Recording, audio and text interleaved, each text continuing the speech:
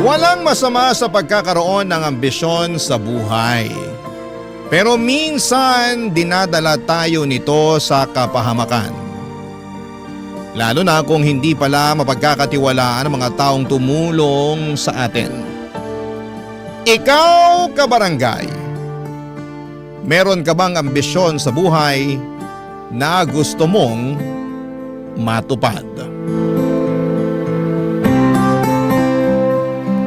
Dear Papa Dudut, magandang araw po sa inyo at sa mga kabarangay natin na nakikinig sa Barangay Love Stories. Itago nyo na lamang po ako sa pangalang Malin, 43 years old at nagtitinda ng tinapa at iba pang mga isdang pinatuyo dito sa palengke sa Quiapo. Tuwing tanghali ay hindi talaga mawawalang pakikinig namin sa inyong programa at masasabi ko na naging parte na kayo ng araw-araw naming pagtitinda, Papa Dudut. Magkahalong saya at lungkot ang nararamdaman ko sa tuwing nakakapakinig ng mga kwento na ibinabahagi ng mga kabarangay natin. Isang araw ay naisip kong magpadala ng sarili kong istorya sa inyong istasyon. Buti na lamang at tinulungan ako ng anak ko para makapag-email sa inyong programa. Magsisimula ang kwento ko taong 2000 kung kailan 18 anyos pa lamang ako nang dalhin ng tiyahin ko dito sa Maynila mula sa probinsya namin sa Aklan. Bata pa lamang ay pangarap ko na talagang makatungtong sa lugar na ito dahil marami akong mga magagandang kwento na naririnig at nababasa tungkol sa Maynila. Pero dahil mahirap lang ang buhay namin sa probinsya ay natakot ako na baka hanggang pangarap na lamang ang lahat. Buti na lamang at minsang umuwi doon ang tiyahin ko na kapatid ng nanay ko para magbakasyon. Doon nakita at naranasan niya ang hirap ng buhay namin. Maswerte kasi siya dahil may negosyo siya ritong malaking sari-sari store at bakery dahil naglakas loob siyang lumuwas upang makipagsapalaran at magtrabaho noong kaedad ko lamang siya. Dito na rin siya nakapag-asawa kaya hindi ko mapigilang humanga sa kanya, Papa Dudut. Tapos, inalok niya ako kung gusto ko raw bang sumama sa kanya sa Maynila para tumao sa tindahan niya at ang sweldo ko ay ang pagpapaaral niya sa akin sa kolehiyo. Siyempre hindi na ako tumanggi at agad kong sinunggaban ang opportunity na yon, Papa Dudut.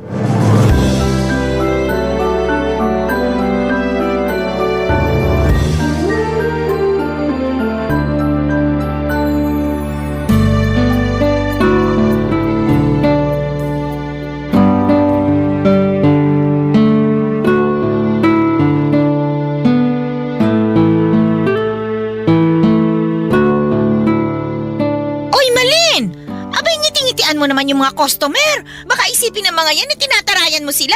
Hala, nginingitian ko naman po sila, Chang. Mabuti, pero kausapin mo pa rin. Para naman maging close mo. Mga suki ko na yan, mga yan eh. Dito lagi bumibili sa tindahan ko. Minsan nakikipagkwentuhan talaga yung mga yan. Oo nga po eh. Kaso hindi ko naman maintindihan yung iba nilang kwento. Basta na lang kasi sila nagsasalita tapos nagsasabi pa ng kung ano-ano. Abay, sakyan mo na lang. Ganun talaga yung iba eh. Baka walang kausap sa kanila. Kaya kung kani-kanino na lang nagkukwento. Pag nagkwento sa'yo, sagutin mo. Para lang kunwari nakikinig ka sa kanila. Aalis din naman yung mga yun. Sige po, susubukan ko na po na mas makinig sa kanila. Ganyan talaga. Bawal dito sa tindahan ko yung hiya-hiya. Hindi ko lang po kasi mapigilan. Pakiramdam ko kakainin ako ng buhay ng ibang customer. Lalo na yung mga lalaki. Ha? Bakit naman? Kasi po kung makatingin para akong hinuhubaran eh. Sobra ka naman sa hinuhubaran. Baka naninibago lang sa'yo kasi nga bagong salta ka dito eh. Kahit siguro ako yung customer na makakita sa'yo, titinan din naman kita mula ulo hanggang paa. Ganun po ba talaga yung mga taga Maynila? Ano bang pinagsasasabi mo dyan? Yung grabe makatingin. Ay, hindi ka ba nakikinig? Siyempre, naninibago sa'yo kaya ganun yun. Pag nasanay naman sila sa pagmumukha mo, hindi ka na nila papansinin. Pasensya na po kasi naninibago lang din ako. Ay, alam ko naman yon. Pero sabi ko nga sa'yo, bawal dito sa tindahan ko yung hiya-hiya. Hindi lang naman dito sa tindahan ko, no? Kundi sa buhay na rin. Alam mo ba, dumaan din naman ako sa edad mong yan nung araw. At aaminin ko ha, medyo mahihiyain din ako. Lalo na nung bagong salta lang ako rito sa Maynila. Pero sinantabi ko yung hiya na yun. Kinapalan ko yung mukha ko para makapaghanap ng matinong trabaho at kumita ng pera. Tapos, nilakasan ko lang din ang loob ko na talagang makipagsapalaran sa negosyo. Kaya nga naitayo ko tong tindahan at bakery ko eh. Mahirap po ba? Mahirap ang ano? Yung pinagdaanan nyo nung araw? Abay oo naman! Sobrang hirap! Palagi nga akong umiiyak nun kasi may pagkabalat sibuyas ako. Lalo na pag pinagagalitan ako ng amo ko nung nagtatrabaho ako sa karinderya bilang dishwasher at servidora. Naku po! Ang sama-sama ng loob ko talaga sa kanya. Pakiramdam ko, pinahihiya niya ako nun sa ibang mga customer namin. Pero napagtanto ko na pinangangaralan lang niya pala ako. Pinagsasabihan niya lang ako ng dapat at hindi ko mga dapat gawin para matuto ako. Aba, simula noon, tinandaan ko lahat ng mga sinabi niya at dinala ko yun sa puso ko hanggang ngayon. Ang galing nyo naman po. Abay, oo naman. Kasi nga, tinapangan ko. Tinatagan ko yung loob ko.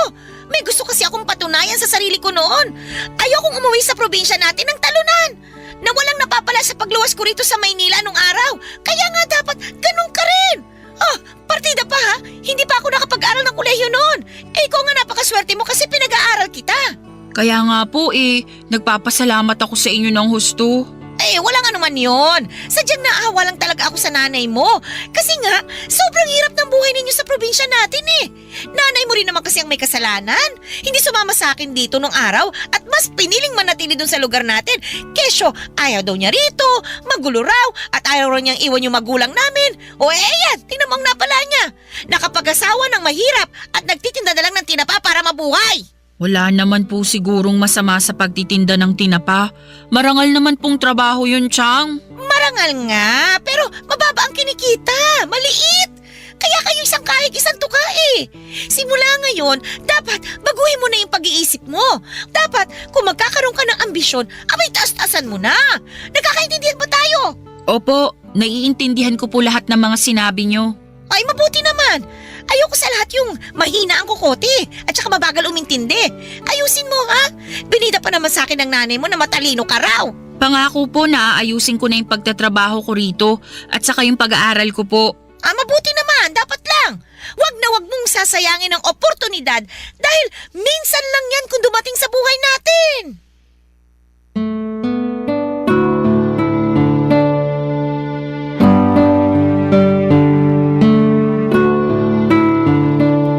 Papadudot, 6 kaming magkakapatid at ako ang pangatlo. Mangingisda ang trabaho ng tatay namin samantalang nagtitinda naman ang tinapa si nanay. Sa aming magkakapatid, ako lang talaga ang may pangarap na makapunta sa Maynila kaya nga pinilit kong makapagtapos ng high school kahit na napakahirap ng buhay namin. Bata pa lamang ay tumutulong na ako kay nanay sa pagtitinda ng tinapa para kahit papaano ay may pambaon ako. Sa kabila ng lahat, isang kahig at isang tuka pa rin ang pamumuhay namin. Kaya nga malaki ang pasasalamat ko sa tiyahing ko na sumalba sa akin sa sitwasyong kinakalagyan ko sa probinsya namin. Pakiramdam ko ay binigyan niya ako ng panibagong pag-asa na magpatuloy sa buhay at mangarap ng malayo katulad niya. Strikta si Tia at kahit na pamangkin niya ako ay tauhan lang din ang trato niya sa akin. Katulad ng isa ko pang kasamahang tendera. Wala pong special treatment kumbaga dahil gusto raw niyang matutunan ko ang mga bagay sa Maynila at paghirapan ng bawat sentimo na ginagastos niya sa pagpapaaral at pagpapakain niya sa akin. Wala namang kaso yon dahil alam kong hindi pinupulot ang pera, papadudot. Ang moto nga ng tiyahing ko sa buhay ay isang malaking kasalanan ang mamatay na mahirap. Hindi nagtagal ay naging motto ko na rin yon sa buhay. Habang nagtatrabaho ako sa tindahan ay pumapasok ako sa isang university sa Maynila at kumuha ako doon ng kursong may kinalaman sa pagnenegosyo. Dahil gusto kong magtagumpay sa larangan na yon pagdating ng araw. Kapag walang klase ay abala naman ako sa pagtatrabaho sa tindahan ng tiyahing ko at kahit na nakakapagod ay iniisip ko na lamang na magbubunga rin ang lahat ng pinaghirapan ko pagdating ng panahon. Sabi nga ng nanay ko ay hindi naman sa lahat ng araw ay nagtatanim tayo. Darating din daw ang takdang panahon na aanihin natin ang lahat ng tinanim natin. At yun lang ang palagi kong iniisip. Kaya nga nagsikap talaga ako sa pag-aaral at nagsipag sa pagtatrabaho, Papa Dudut.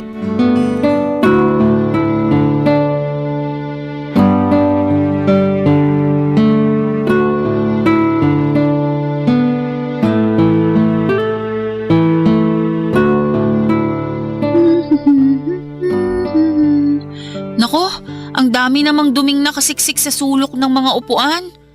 Buti na lang naisipan kong magwalis. Kung hindi, baka makita pa to ni Chang. Anong makikita ni Mama? Butiki! Sa gwapo kong to? Mukha akong butiki sa'yo? Hindi ko naman sinasadya, Jordan. Nagulat lang kasi ako dahil nandyan ka pala. Akala ko nandun ka sa kwarto mo. Kanina yon. Nagutom ako kaya lumabas ako. Kukuha sana ako ng pagkain sa ref kaso nakita kitang nakatuwad dyan. Anong nakatuwad? Ay, mali. Sorry, hindi ka pala nakatuwad. Hindi naman talaga. Pero nakaano ka?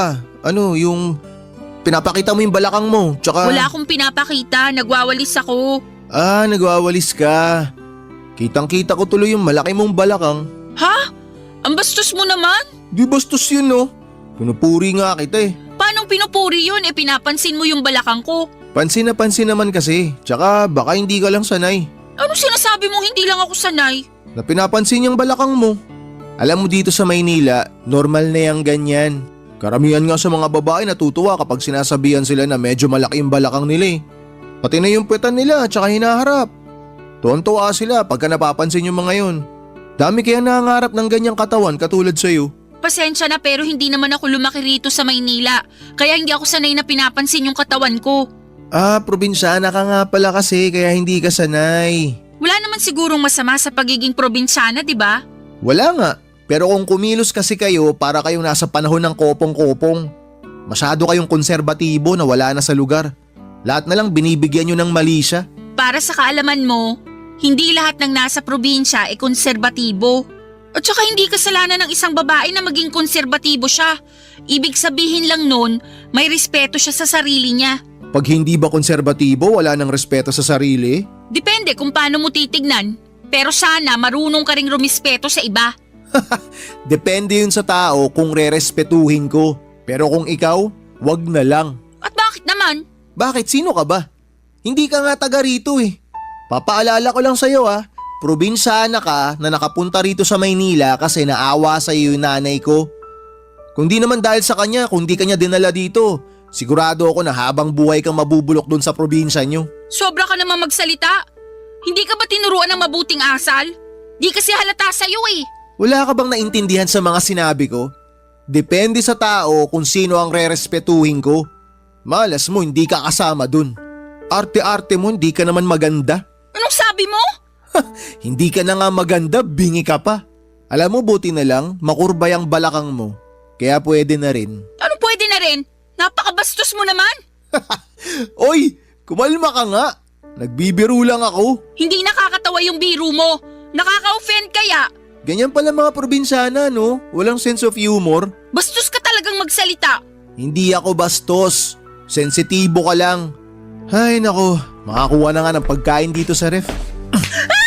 Wow, hindi lang malaki. Malambot din. Napakabastos mo! Isusumbong kita kay Jack! Sige, subukan mo. Malalagot ka sa akin. Bakit? Anong gagawin mo?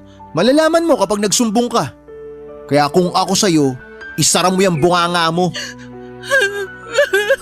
Yan, ganyan. Manahimik ka. Kung ayaw mong gumulo yung buhay mo dito. Hoy, makinig ka. Mula ngayon, matuto kang iayon yung kaartihan mo sa ganda mo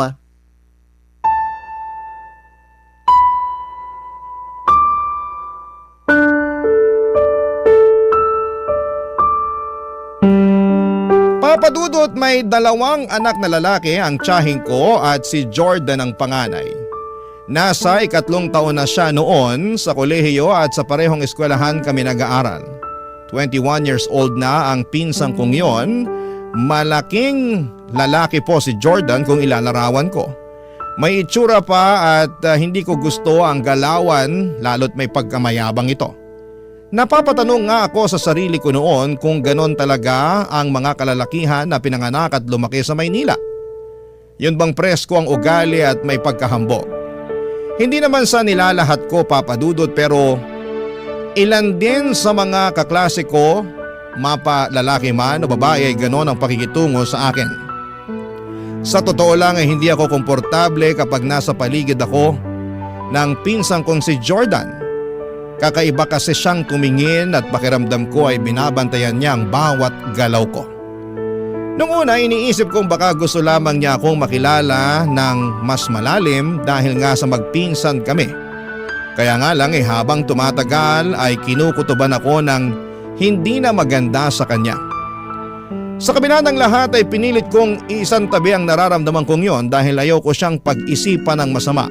Kahit minsan na nga na nabastos niya ako, Papa Dudut. Barangay Love Stories. Barangay Love Stories. Papa Dudut, may 2 palapag ang bahay ng tiyahin ko. At may maliit akong kwarto sa bahay nila na nasa unang palapag. Habang nakatira doon ay nakatoka ako sa paglilinis ng bahay tulad ng paghuhugas ng pinggan, pagwawalis ng sahig at paglilinis ng CR bago ako pumasok sa eskwelahan. O di kaya ay magtinda sa tindahan nila. Magkahiwalay ang tindahan at bahay ng tiyahin ko pero hindi naman malayo ang pagitan noon sa isa't isa. Nilalakad ko nga lang yon ng 3 minuto at nasa may bukana kasi yon ng barangay kung saan sila nakatira. Bale, ang pasok ko noon sa eskwelahan ay 5 araw na pare-parehong nagtatapos ng 3:00 ng hapon. Tapos nagjo-duty naman ako sa tindahan ng tiyahin ko bandang 4:00 hanggang 10:00 ng gabi. Umuuwi muna ako sa bahay nila para magpalit ng damit at magwalis ng sahig o di kaya ay maghugas ng pinggan. Pagka-uwi ko ng 10:00 ng gabi ay saka pa lamang ako mag-aaral kung may kailangang mapag-aralan o di kaya ay mag-aasikaso para makatulog na. Kaya lang isang gabi ay may nangyari na hindi ko po lubos na inaasahan.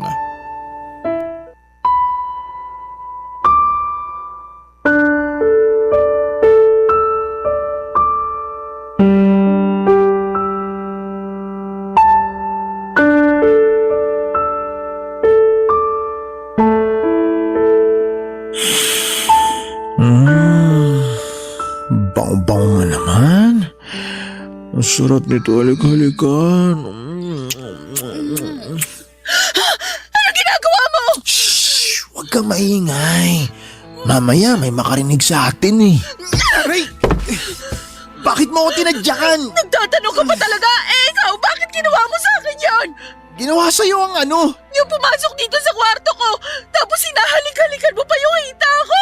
Hoy, pwede ba hinaan mo yung bibig mo? Baka magising si mama at papa tapos kung ano pang isipin ng mga yun. Mabuti nga para malaman nila yung ginagawa mo! Sinabing huwag kang maingay. Ano ba? Bitawan mo ko!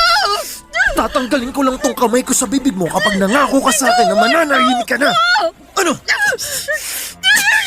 Hindi ko to tatanggalin hanggat hindi ka nangangako sa akin na hindi mo ko isusumbong kay mama at papa. Mangako ka! Oo, ako! Tumango ka kung naiintindihan mo ako. Tango! Buti naman nagkakaintindihan tayo. Ang sama-sama mo! Nakainom lang ako. Tsaka hindi ko naman sinasadya eh. Anong pinagsasabi mong di ba sinasadya? Pumasok ka sa kwarto ko, tapos may gusto kang gawin sa akin kung hindi ako nagising. Ang sabi ko nga, nakainom lang ako. Wala naman akong gagawing masama sa'yo. Tsaka hindi ko sinasadya na pumasok dito sa kwarto mo. Aray. Grabe, ang lakas ng pagkakatadyak mo sa akin. Sakit ng tagiliran ko. Tulang pa nga yan! Dapat sa'yo sinusumbong sa mga magulang mo para malaman nila na meron silang manyakis na anak. Sinong manyakis? Sino pa ba? Di ikaw? Uulitin ko lang ha. Wala akong ginawang masama sa'yo. Tsaka ipapaalala ko lang na nasa bahay ka namin. Kung magsusumbong ka, sigurado ka bang maniniwala ang mga magulang ko sa'yo? Baka nakakalimutan mo kung sinong anak sa ating dalawa. Ang sama-sama mo! Masama na kung masama, wala akong pakialam. Pag nagsumbong ka kay mama, gagawin ko lahat, mapalayas ka lang dito sa bahay namin. Baka gusto mo bumalik sa probinsya nyo para magtinda ka na lang din ng tinapa kasama ng nanay mo. Siyempre hindi. Kaya nga ako sumama sa mama mo para magtrabaho rito kapalit ng pagpapaaral niya sa akin. Pero sana naman kahit probinsyana lang ako at mahirap lang ang buhay namin sa probinsya, matuto ka pa rin rumispeto. Hindi ka nga kasi karespe-respeto. Nakainom lang ako kaya dito ako pumasok sa kwarto mo. Kaya medyo hindi ako nakapag-isip ng matino. Ang bata mo pa, pwede ka na bang uminom at magpakalaseng? Oo naman, matanda na ako. Pwede ko nang gawin kahit na anong gusto ko. Ayusin mo yung pagdadala ng alak. Hindi yung imbis na sa tiyan mapupunta ay umaakit sa ulo mo kaya apektadong pag-iisip mo. Manahimik ka na, dami mong sinasabi. Totoo naman eh. Ay, pupunta na nga ako sa kwarto ko. Wala naman ako mapapala sa'yo. Umalis ka na at huwag ka nang babalik. Bakit naman ako babalik? Taas naman ang tingin mo sa sarili mo. Kala mo maganda ka? Pangit mo, tanga. Alis na sabi! Oo, eto na, alis na. Masyado ka namang atat. Eto, lalabas na nga oh. Sa susunod maglalak ka na ng kwarto mo ah. Bida-bida ka rin eh. Baka mamaya sinadya mo lang talaga na hindi ilak tong pinto para may makapasok dito sa kwarto mo. Anong pinagsasabi mo? Nakalimutan ko lang ilak yung pinto ko pero hindi ibig sabihin basta-basta mo na lang akong papasukin dito. Kasalanan mo naman pala eh. Sisihin mo sarili mo. Huwag ka nang bibintang ng ibang tao. Papa Dudut, siguro'y nakatulog na ako noon ng ilang oras nang mangyari ang pagpasok ni Jordan sa kwarto ko. Hindi ko na maalala kung nakakandado ko or nakandado nga ba ang pintuan pero mukhang hindi dahil sa sobrang pagod. Kaya siguro'y nakapasok na siya. Gulat na gulat ako at takot na takot dahil sa ginawa niya sa akin ng gabing yon. Nasa impluwensya pa siya ng alak at pinagbantaan pa ako na huwag magsumbong sa tiyahin ko kundi ay mananagot ako sa kanya.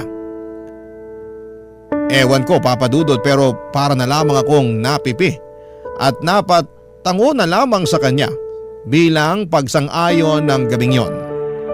Tapos ay kita ko sa pagmumukha niya na wala siyang pagsisisi.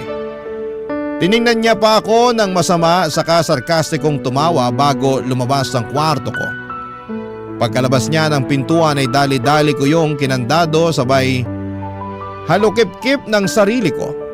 Tandang-tanda ko na hindi ako masyadong nakatulog ng maayos ng gabing yon.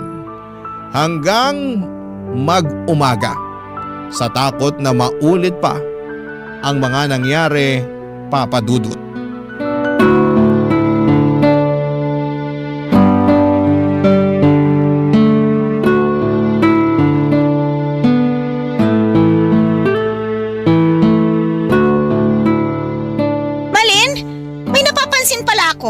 Ano po yun? Magkaaway ba kayo ni Jordan ko?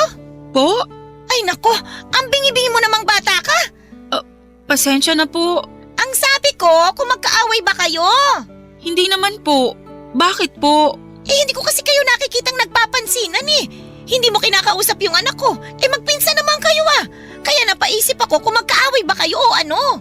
Kinakausap ko naman po si Jordan kung may sasabihin ako sa kanya. Pero kung wala naman hindi ko na siya kailangan kausapin. Ganun ba? Opo. Sayang naman kasi mabait pa naman yung anak kong yun. Alam mo ba, paborito ko yan kaysa dun sa kapatid niya. Pero pareho ko naman silang mahal dahil mga anak ko sila. Kaya lang, natatangi talaga yang si Jordan. Lagi ko nga yung ipinagmamalaki sa mga kumari at mga suki ko. Okay po. Anong okay po? Yan lang ba ang sasabihin mo sa dami ng mga sinabi ko? Wala naman po akong ibang masasabi tungkol kay Jordan, kaya sumang-ayon na lang po ako sa inyo. Sa bagay, tama ka rin naman. Ay nako, ipinagmamalaki ko talaga yung anak ko na yon. Napakasipag sa pag-aaral, mabait, simula pagkabata, masunurin yan, at saka marunong rumispeto. Ano ba yung binubuntong-buntong hininga mo dyan? Naiinis ka ba? Sorry po, hindi ko lang napigilan. Bakit ka naiinis? Kanino? Sa akin ka ba naiinis? Ha? Opo, kasi kung makapagsalita kayo, kung makapagsabi kayo ng mabait at marunong rumispeto yung anak nyo, parang kilalang-kilala nyo na siya. Ha? Anong sabi mo? Kung alam nyo lang sana yung ginawa ng magaling yung anak, baka magbago yung tingin nyo sa kanya. Bakit? Ano bang ginawa ng anak ko? Tsaka kanino? Sa'yo? Opo. Teka, bakit ka ba umiiyak dyan? Ano bang ginawa sa'yo ni Jordan? Binastos niya ako nung bagong dating pa lang ako rito. Tapos nung nakaraang gabi lang pumasok siya sa kwarto ko para pagsamantalan. Bakit niyo po ako sinampal? Oo, kasi abay pinagbibintangan mo yung anak ko eh. Hindi ko po pinagbibintangan si Jordan. Totoo pong ginawa niya yun sa akin. Hindi ako naniniwala sa mga sinasabi mo. Gumagawa ka lang ng kwento. Bakit ko naman po gagawin yun? Ako nga yung agrabyado rito. Anong ikaw? Hoy, maghinay-hinay ka sa pagbibintang mo, Malin, ha? Hindi ganyan ang pagkakakilala ko sa anak ko. Hindi ka ba nakikinig sa mga sinabi ko? Mabait si Jordan! Marunong siyang rumispeto! Akala nyo lang yon, pero may tinatagong kabanyakan yung anak nyo. Pag hindi ka tumigil, palalayasin kita sa pamamahay ko! Ako na nga po yung naagrabyado. Ako pa yung palalayasin nyo. Malamang! Alam nga naman yung anak ko. Anak ko yun! Ikaw ay pamangkin ko lang! Kaya anumang oras, pwede kitang pauwiin sa probinsya natin! Please po, huwag niyo akong pauwiin sa amin sa probinsya. Ayoko po doon. Oh, ayaw mo pala pero bakit ganyan ang ugali mo? Kami na nga nagpatira sa'yo rito. Sinisiraan mo pa yung anak ko. Abay, napakawalang utang na loob mo naman. Hindi ko po sinisiraan ang anak niyo. Paninirang puri yan. Tsaka wala ka namang ebidensya eh. Sigurado ako na napanaginipan mo lang yon. Ganyan din ako nung kaedad mo. Madalas akong bangungutin. Tapos akala ko nangyari talaga sa akin sa tunay na buhay. Pero panaginip lang pala ang lahat. Hindi po yun panaginip. Alam ko po. Sigurado po ako. Panaginip lang yon. Baka masyado ka lang pagod. Nung natulog ka, kaya na naginip ka ng masama. At saka, akala mo ba, hindi ko napapansin yung pagiging lutang mo? Po? Ano naman pong kinalaman nun? Malaki! Kasi nakikita ko na napakabagal mo mag-isip. Kapag may mga customer tayo, hindi mo kaagad naaasikaso kasi nakatulala ka lang dyan. Siguro nga dahil puyat ka. Ayusin mo kasi yung tulog mo! Papadudot, hindi ko na napigilan ang bibig kong makapagsabi ng totoo para kontrahin ang mga sinabi ng tiyahing ko tungkol sa anak niya. Alam kong nangako ako sa pinsang ko na mananahimik pero sa tuwing nakikita ko siya sa bahay, ng tiyahin ko ay bumabalik yung mga kasalanan niya sa akin. Bukod doon ay mukha rin naman siyang hindi nagsisisi. Kaya nga hanggat maaari ay ginagawa ko ang lahat ng paraan para lamang hindi magkaroon ng interaksyon sa kanya. Pero imposible naman yon dahil nakatira kami sa isang bubong, kaya nga alam kong mapapansin ng tiyahing ko na iniiwasan ko si Jordan. At dahil tinanong na niya kung bakit ay nasabi ko na nga ang kadahilanan. Pero laking gulat ko nang magalit sa akin ng tiyahin ko. Tinawag niya akong sinungaling at inakusahang gumagawa ng kwento. Kaya naman nasaktan ako ng husto, Papa Dudut.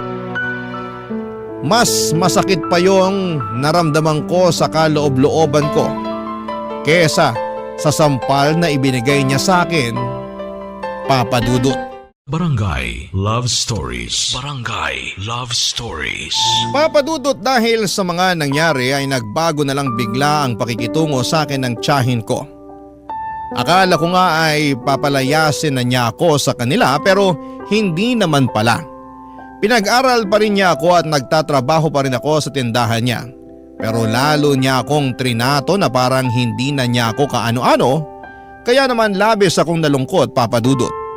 Inisip ko pa nga na sana nananahimik na lamang ako at pinalagpas ang ginawang kabastusan ng aking pinsan at sana'y hindi ko na lang sinabi sa tiyahin ko.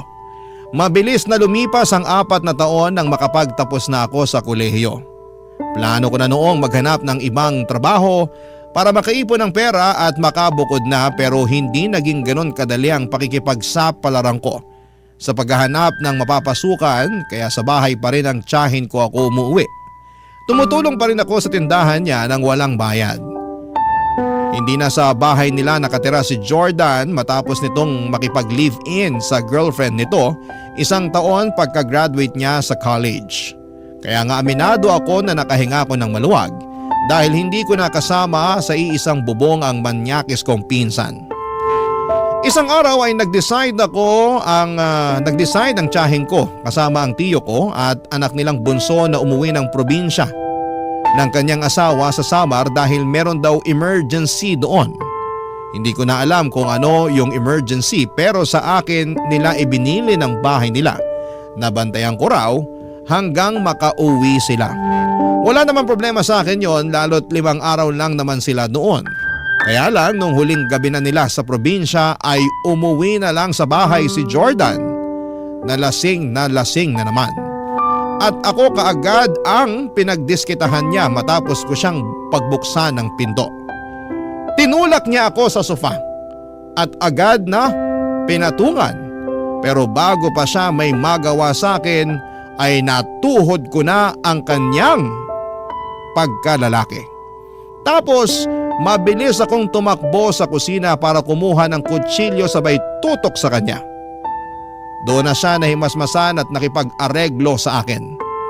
Nagsorry siya at nakiusap na ibaba ko na ang kutsilyo.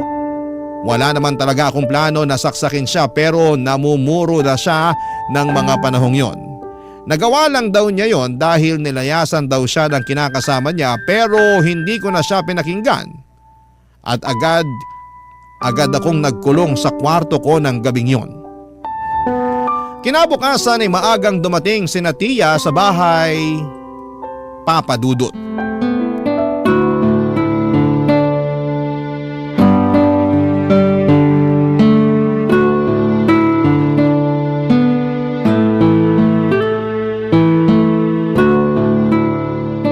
Grabe ma, sobrang namiss ko po tong luto nyo. Oo nga eh. Simula nang umalis ka rito sa bahay para makipag-live-in dun sa girlfriend mo, marami na akong luto na hindi mo nakain. Ay, kumusta na nga pala yung kinakasama mo? Hiwalay na po kami. Ano? Kailan pa? Noong 1 linggo pa po. Oh, bakit ngayon mo lang sinabi sa akin? Naunahan na po ako ng hiya.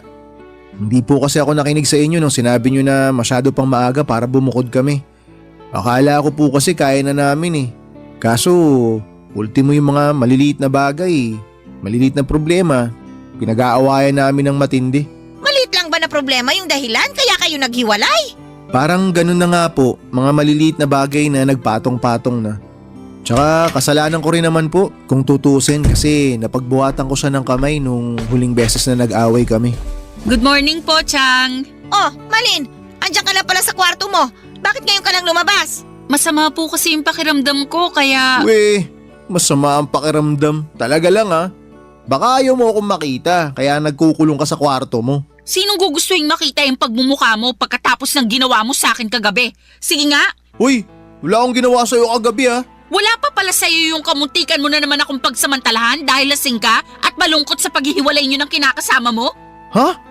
Saan naman ang galing yan? Teka nga Malin, ano ba yung pinagsasasabi mo dyan? Yang magaling yung anak ang tanongin ninyo kung anong ginawa niya sa akin nung bigla na lang siyang umuwi rito sa bahay niyo kagabi. Anong ginawa mo kay Malin? Wala akong ginagawa sa kanya ma. Oh, wala naman daw pala eh. Siyempre yun po talagang sasabihin niya. Kasi sino ba namang tao ang gumawa ng mali na aamin sa kasalanang nagawa niya? Wala naman po, di ba? Alam mo ikaw, maghinay-hinay ka sa pagbibintang mo sa anak ko ha? Pag hindi ako talaga nakapagtimpi, baka masampal na naman kita. Huwag niyo naman po sanang kampihan yung anak niyo, Chang. Natural, anak ko to eh. Malamang kakampihan ko siya. Kahit na gumawa siya ng mali, ikakampihan niyo pa rin dahil anak niyo? Ganun po ba yon? Hoy, wala akong ginawang mali sa'yo. Masyado kang imbento. Ikaw ang sinungaling! Ang kapal ng mukha mong walang yaka. Ma, huwag ka maniwala sa babaeng yan. Sinisiraan niya lang ako sa inyo. Bakit ko naman gagawin yon? Anong mapapala ko? Alam ko na gusto mong gawin. Kinukuha mo loob ng mama ko kasi sip-sip ka. Tumigil na nga kayo, pwede ba? Naiingayan na ako sa inyo eh. Tsaka, mahiya naman kayo sa mga natutulog sa itaas. Paano na lang pag binaba tayo rito ng tatay mo? Ha, Jordan? At magtanong kung bakit tayo nagsisigawan dito. Sige nga! Bakit po ako tinatanong nyo? Bakit di nyo pagsabihan niyang si Malin? Kaya nga! O ikaw namang babae ka. Ano ba talagang problema mo, ha? Bakit ba lagi mo nalang pinagbibintangan itong anak ko? Hindi po ako nang bibintang. Totoo po yung sinasabi ko. Siyempre hindi deny ni Jordan yun. Wala akong i-deny kasi wala namang kailangang i-deny. Wala akong ginawang masama sa'yo. Maraming beses mo na akong ginawa ng masama. Pinsan mo pa naman ako, pero hindi mo na ako nirespeto. Hoy! Maghinay-hinay ka sa pagsasalita ng ganyan sa kung sino ka lang sa pamamahay na ito. Hindi ko po nakakalimutan at nagpapasalamat po ako kasi pinatira niyo ako rito sa bahay niyo at pinag-aral. Pero pakiramdam ko hindi na po ako ligtas dito kasama yung anak niyo. O anong gusto mong gawin ko? Kung uuwi na ulit dito si Jordan at dito na siya titira, alangan namang siyang mag-adjust sa'yo. Kung ganyan lang din pala na may issue ka dito sa anak ko, bakit hindi na lang ikaw lumayas? Tutal, tapos na naman kitang pag-aralin eh. Kaya bahala ka na sa buhay mo. O ngayon, para malinaw sa ating dalawa, simula sa araw na ito, pinalalayas na kita dito sa bahay ko. Papa Dudut, wala na akong nagawa para baguhin ang isip ni Tia nang palayasin niya ako sa pamamahay nila. Umiyak na lamang ako at tinitigan ang masama ang pinsang kong si Jordan bago sila tinalikuran para mag-impake ng gamit at damit ko. May sinabi pa ang tiyahin ko tungkol sa pagiging walang utang na loob ko, pero hindi ko na siya masyadong pinakinggan. Dali-dali akong umalis sa bahay nila kahit na wala pa akong kain at ligo ng mga panahong yon. Sa totoo lang ay gustong-gusto kong magsumbong sa pulis, pero natakot ako sa pwedeng gawin sa akin ng tiyahin ko. Pinagbantaan din niya ako na magpapakalat siya ng masamang kwento tungkol sa akin sa probinsya para masira ko. Kaya naman hindi niyo ako masisisi kung pinanghinaan ako ng loob ng mga sandaling yon. Siguro ako pa rin talaga yung probinsyana na kinuha niya sa Aklan at pinag-aral sa Maynila. At kahit na ilang taon na ako rito ay hindi ko pa rin nagawang baguhin noon ang dati kong sarili. Na mahiyain at mahina ang loob. Kaya naman mas pinili ko na lamang na kimkimin ang lahat at nag-focus sa paghahanap ng trabaho habang naghahanap ng matutuluyan. Sobrang hirap dahil naranasan kong matulog sa kalsada nung araw lalo at wala pa akong nahahanap na mapagkakakitaan. Buti na lamang at may mabuting loob na tumanggap sa akin bilang tindera at tagahugas ng pinggan sa isang kainan kaya nagsimula na akong kumita ng pera. Gustong-gusto ko nang umuwi noon sa Aklan. Pero ayaw ko pa rin naman dahil wala pa ako kaya nag-ipon na lamang ako ng pera para may panggastos ako, Papa Dudut. Mabilis na lumipas ang 9 na taon na kapag-asawa na ako rito at nagkaanak. Tapos ay nakarating na lang sa kaalaman ko na namatay na pala ang pinsang kong si Jordan matapos masangkot sa isang aksidente sa motor. Dahil awang-awa ako noon sa tiyahin ko ay pinuntahan ko siya sa bahay nila dahil gusto kong makiramay sa kanya kaya lang ay hindi na pala ako welcome doon, Papa Dudut.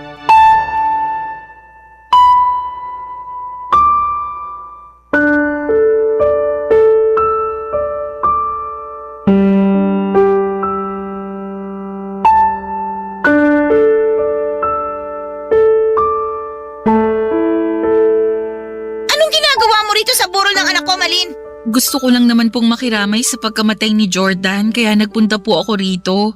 Pero alam mo ba na hindi ka na welcome sa pamamahay ko simula nung pinalayas kita? Kaya ewan ko na lang talaga sa kung anong klaseng kakapalan talaga na mukha ang meron ka para bumalik ka pa rito. Kung ano man po yung hindi natin pagkakaunawaan nung araw, ikalimutan na lang po natin. Magkapatawaran na po tayo. At saka nandito ko kasi malungkot ako dahil wala na ang pinsan ko. Anong malungkot? Akala mo ba maniniwala ako sa sinasabi mong yan? Baka ang ibig mong sabihin masaya ka kasi sa wakas namatay na yung anak ko. Hindi po totoo yan. Hindi raw totoo, pero alam kong yun ang matagal mo nang gusto mangyari sa kanya. Kahit kailan hindi ko po hiniling na mamatay si Jordan. Kahit na ginawa niya ako ng masama. Saka hindi po ba kayo nakikinig? Kalimutan na natin yung nangyari noon at magkapatawaran na tayo.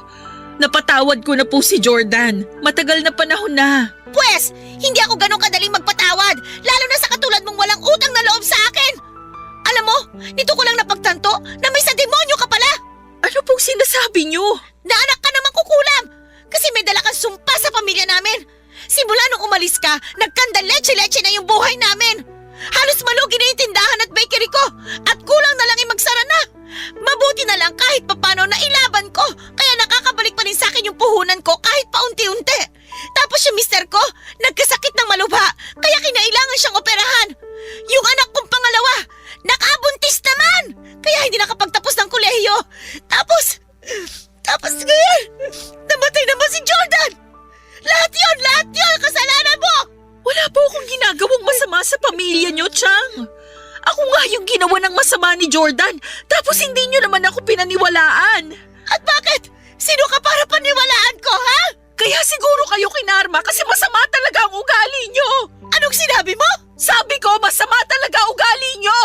Kunwari lang kayong concern kayo sa akin kaya tinulungan niyo ako makapunta rito sa Maynila at pinag-aral. Pero sa huli, sinusumbatan niyo lang din ako. Kahit kailan, wala ka talagang utang na loob! Malaki po ang utang na loob ko sa inyo. Nire-respeto ko kayo bilang tiyahin ko at nagpapasalamat ako sa inyo ng husto dahil tinulungan niyo akong makapag-aral at makaalis sa probinsya namin. Pero sobra-sobra po yung kapalit nun sa akin. Wala po kayong alam kung paano ako nabuhay sa takot at kaba pag nasa paligid yung anak niyo. Simula nung ginawa niya ako ng masama. Tapos kayo na inaasahan kong magiging kakampi ko, hindi pa naniwala sa akin. Kung ano-ano rin pong masasakit na salita ang sinabi niyo sa akin na kinimkim ko lang sa dibdib ko kasi umaasa ako na mawawala rin yon. Kaya nga pumunta ako rito ngayon para makiramay sa inyo. Kaya lang pinapasama niyo na naman yung loob ko. Sana kasi hindi ka nalang pumunta dito eh. Sana hindi ka nagpakita sa akin. Kasi ayaw ko naman makita yung pagmumukha mo talaga. At kahit ano pang sabihin mo, hindi ako naniniwala na wala kang dalang malas. May sakampun ka ni Satanas. Kaya lumayas ka na ngayon sa harap ko. Hindi niyo na po ako kailangan palayasin. Dahil aalis po talaga ako. O ano pang hinihintay mo? Pasko? Bagong taon? Alis na! At wag ka nang magpapakita pa sa akin!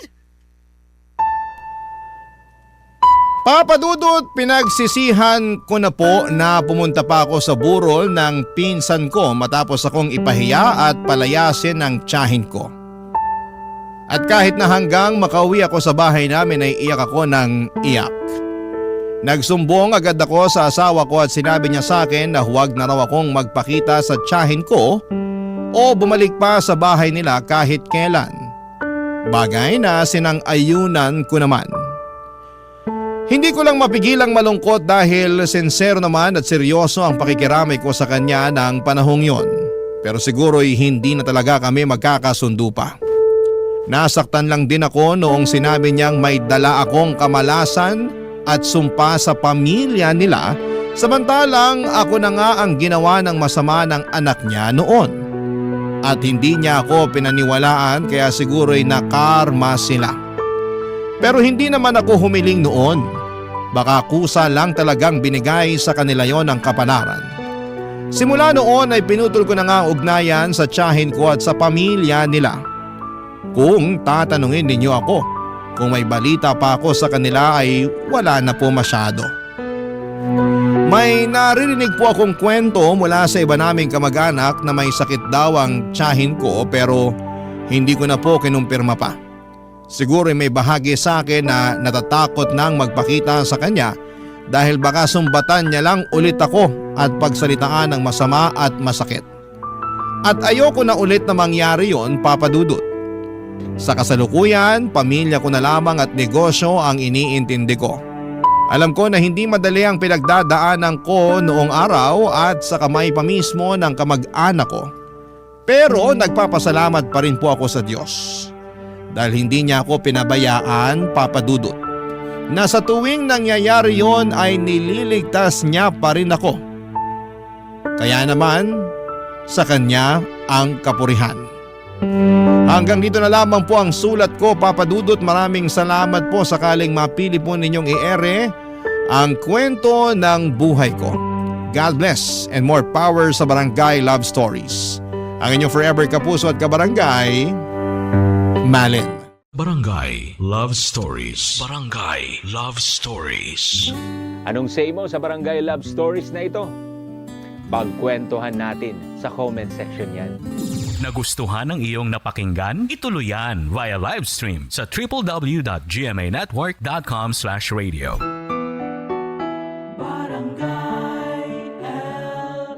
In Mega Manila, 97.1. Forever her.